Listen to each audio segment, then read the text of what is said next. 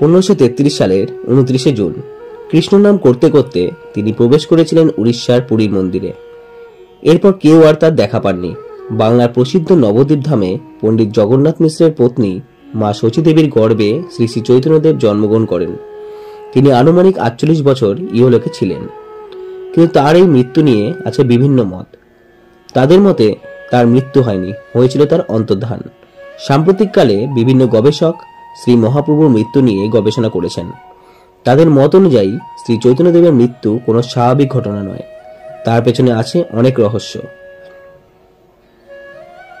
হিন্দু মতে শ্রী শ্রী চৈতন্যদেব ছিলেন শ্রীকৃষ্ণের অবতার এবং ভক্তি ধর্মের প্রবক্তা। এহেন ধার্মিক ব্যক্তির মৃত্যু কি সত্যি অস্বাভাবিক, নাকি তিনি জগন্নাথ দেবের মূর্তিতে বিলীন হয়ে যায়? আপনাদের সকলকে মায়াপ্রভু চ্যানেলে স্বাগত। আজকের আলোচ্য বিষয় শ্রী শ্রী চৈতন্য মহাপ্রভুর মৃত্যু রহস্য।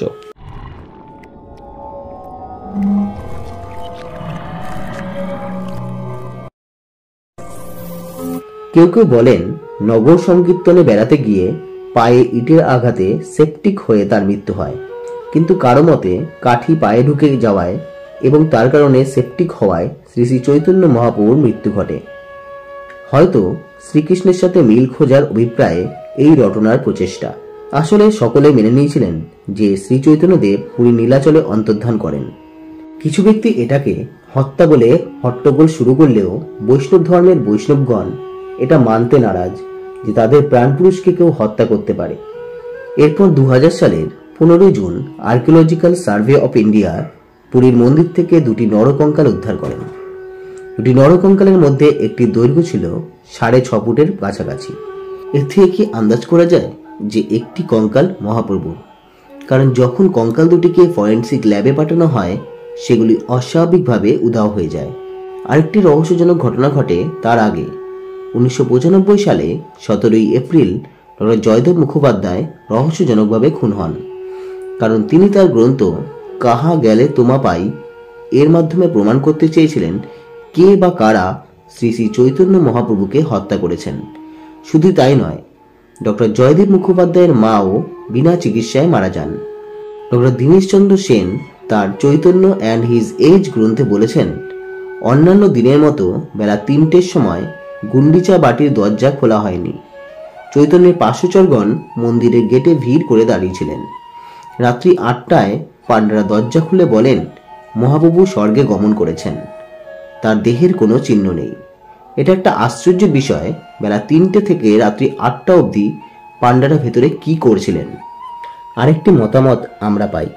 শোনা যায় উড়িষ্যার শ্রী শ্রী চৈতন্যদেবের সুনাম প্রসিদ্ধতা সেখানকার ব্রাহ্মণদের থেকে অনেকাংশে বৃদ্ধি পায় এবং খুব অল্প সময় তার খ্যাতি সমগ্র দেশে ছড়িয়ে পড়ে। এই কারণে নাকি পাণ্ডারা গোপনে তাকে হত্যা করেন। উড়িষ্যার তোটগোপীনাথ মন্দিরে নাকি চৈতন্যদেবকে সমাধিস্থ করা হয়েছে।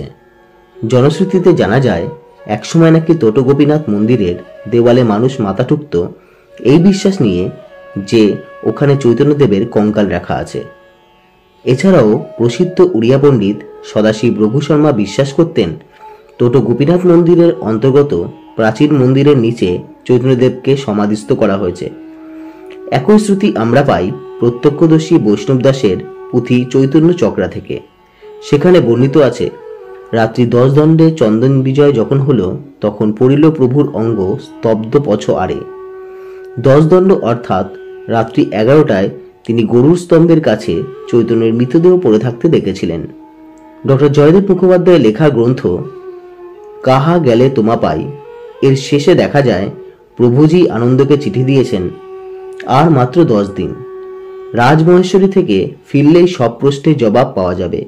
রাজমহেশ্বরী হল পুরীর কাছেই অবস্থিত তৎকালীন একটি প্রদেশ, যার শাসক ছিলেন চৈতন্য ভক্ত রায় রামানন্দ। কিন্তু এই 10 দিন আর শেষ হল না। দ্বিতীয় খণ্ডের পাণ্ডুলিপি প্রকাশকের ঘরে পৌঁছানোর আগেই ডক্টর জয়দেব মুখোপাধ্যায়ের মৃত্যু হয়। 1533 সালের 29 জুন চৈতন্যদেব হরিনাম সংকীর্তন করতে করতে পুরীর জগন্নাথ মন্দিরে ঢুকেছিলেন। এরপর চৈতন্যদেবকে আর পাওয়া যায়নি। সেই সময় স্বরূপ দামোদর ভেতরে ছিলেন। তাকেও মৃত অবস্থায় পাওয়া যায় এবং উধাও হয়ে যায় তার লেখা পুঁথি চক্রা বা করচা। ডক্টর জয়দেব মুখোপাধ্যায়ের প্রথম খণ্ডের শেষ দিকে প্রভুজির ভ্রাতুষ্পুত্রী বিদুষী মাধবী আনন্দকে বলেছেন, সেই জায়গাটা আমিই দেখিয়ে দিতে পারি তোমাকে, যদি অবশ্যই একটি শর্ত রক্ষা করতে রাজি হও তুমি।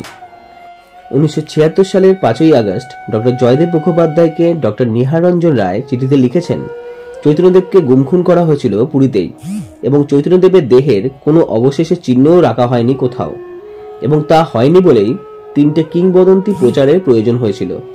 ওই গুমখুনের সমস্ত ব্যাপারটাই একটা বহুদিনে চিন্তিত, বহুজন সমর্থিত চক্রান্তের ফল। কে বা কারা ওই চক্রান্ত করেছিল সে সম্পর্কে আমার অনুমান একটা আছে, কিন্তু তা বলতে পারবো না, কারণ এখনো আর কিছুদিন বেঁচে থাকতে চাই। চৈতন্যদেব গান্ধী শহীদ হতে পারেন, আমার শহীদ হওয়ার বিন্দুমাত্র বাসনা নেই।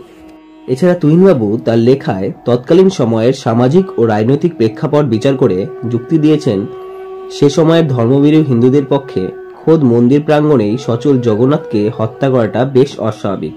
তাছাড়া মন্দিরের মাদল পঙ্ক্তিতেও সে সময় মন্দির শুদ্ধিকরণের কোনো উল্লেখ পাওয়া যায়নি।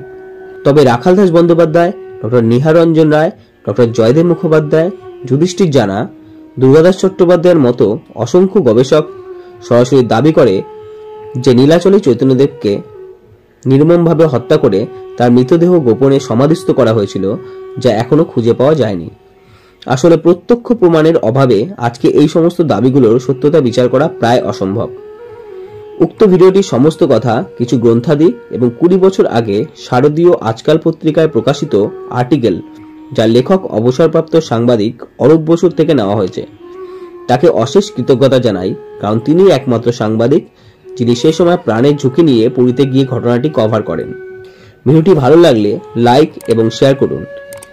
এরকম আরো ইন্টারেস্টিং ভিডিও পেতে চ্যানেলটিকে সাবস্ক্রাইব করে রাখুন। ধন্যবাদ।